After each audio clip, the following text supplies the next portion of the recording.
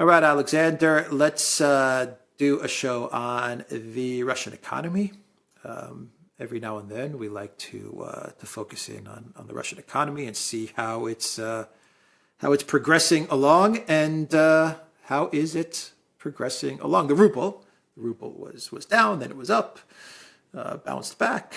It lost a bit. I mean, everyone is so hyper-focused on the ruble. Yes. But there's a lot more to focus on when it comes to the Russian economy. I mean, a lot more important things.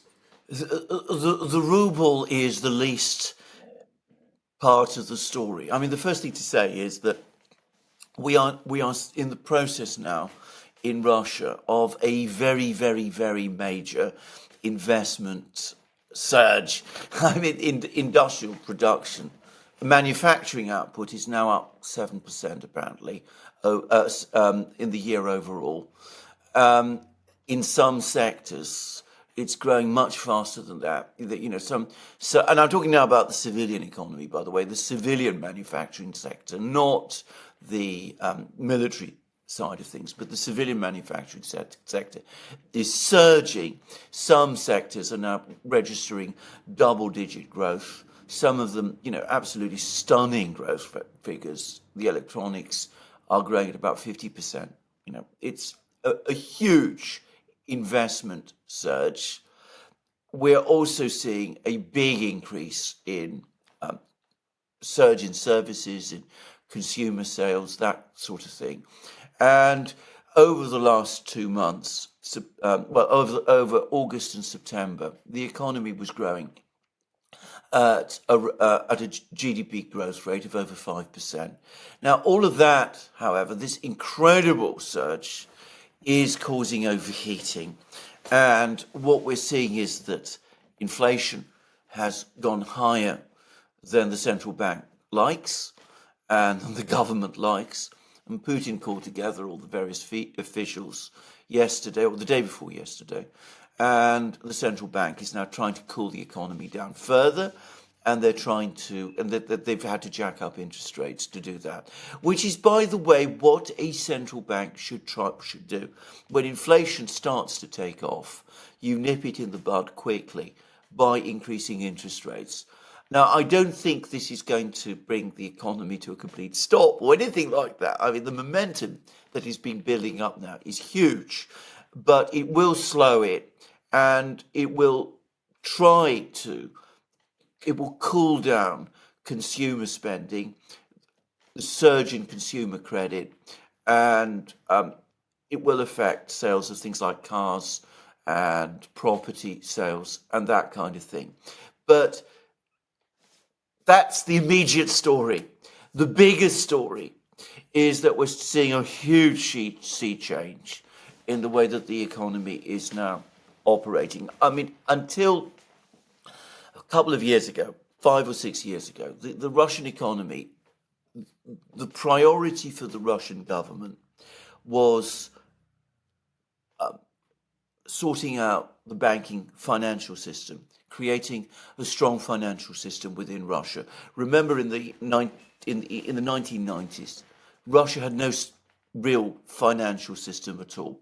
Russian banks at that time were basically phony institutions. They were fake institutions.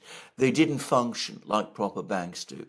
So the government spent a huge amount of time sorting out banks, sorting out the financial system. They spent a huge amount of time rebuilding living standards, creating a functioning consumer market, sorting out services. What they're now doing, the focus that they have at the moment, is on industrialization, on industrial expansion. And this is now the primary focus. And we see investment, as I said, in industry surging. And this, I think, is going to be the future now. We're going to see industrial expansion probably for the next couple of years. And alongside that, what goes with that, which will be capital controls, and this period when the ruble was freely convertible is, I think, coming to an end. And I think people need to understand that. So that makes the way in which the Russian economy is going to be run from this point on, it's going to make it more like China and indeed India than it has been previously. Yeah, but how do you address the labor shortage or the population? Because China, India, you're talking about two countries with a massive population. There are reports that Russia is having trouble filling all of the demand for labor and for the growth with actual people. This is going to be a challenge. This is by far the biggest. And Russia's not the easiest country to, just on a side note, Russia's not the easiest country to migrate to because it's very strict in its migration. So this is not something that can be solved by saying, okay, well, we'll just, bring people from the outside. Russia's hard to move to. I mean, it's not simple. It is a political. I mean, this is the single biggest economic challenge. I mean, to all intents and purposes, Russia has full employment. I mean, anybody who wants a job in Russia has a job in Russia. So, I mean, there's little you can do there to increase the available pool of labour by, there's no great, there's not a vast army of unemployed or underemployed people that you can bring into the workforce. In fact, at the moment, because of the war, there are people who are leaving the workforce basically to join the army. So there is that issue. As you correctly said, immigration is a very fraught political issue into Russia. Putin has made it very clear that he's not going to look to try and solve this problem through immigration. You can increase productivity. And of course, this is something actually Russian productivity levels have been steadily rising ever since Putin became president. But you could try to increase the speed with which productivity grows, and investment plays a role in that. And of course, you can do that by increasing automation in industries. And one of the sectors that is now registering double-digit growth is machine tools and machine building, and that does work towards increasing productivity. But ultimately, the solution that I think the Russians are going to have to come to is that they have no real choice, it seems to me, if they're going to fill all of this, meet the need for demand, sustain growth in production. What they have to do is either open plants in friendly countries, and there's already talk about building factories in Uzbekistan and Kazakhstan and those sort of places, which will service the Russian market, car factories and that kind of thing. Or and by the way, North Korea as well. There's some talk of that going on. Iran is also another possibility. Or you do what the Germans did in the 50s and 60s. You start bringing in guest workers from those countries. In other words, you offer jobs in Russia to workers from Central Asia, from North Korea, from those sort of places, bring them to Russia.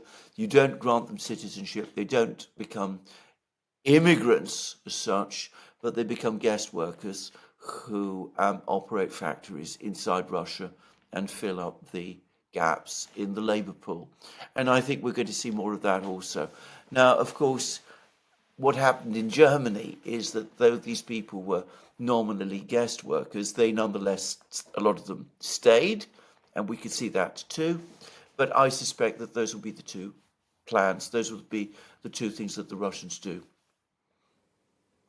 Yeah, there's not much else they really can do in this instance. I mean, no, there's the automation. There's but automation, technology, AI. There's all kinds of stuff like that. But I mean, that only goes so far. That only goes so far, and it takes time. You're talking about investments that will take at least 5-10 years before they produce results. So in the meantime, you have to either bring in workers from abroad as guest workers, or you have to open factories in other countries and work that way. Now, what will happen with the Russians is they do start building factories in Central Asia and trying to attract workers from there, which of course they have done in the past. We've had guest workers from Central Asia working in Russia, and that's been a common thing.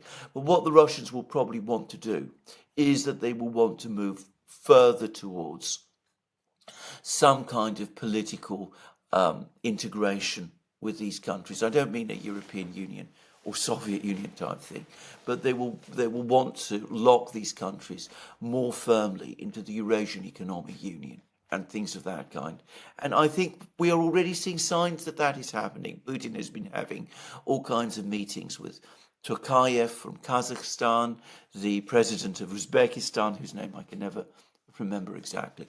But anyway, they will be doing much more of that over the next couple of months and years. I personally think myself that this is what a lot of these visits and discussions with the North Koreans are about as well. North Korea has large numbers of trained workers, so you could perhaps start to see North Korean workers, especially in construction programs in the Far East, being brought in to do that kind of thing. It works well for those countries because they get remittances from guest workers as well, and things of that sort, and it helps the Russians with their labor shortage. All right, we will end it there. TheDuran.locals.com. We are on Rumble, Odyssey, BitChute, Telegram, Rockfin, and Twitter X. And go to the Duran shop. Use the code TheDuran20 and get 20% off all merch. Take care.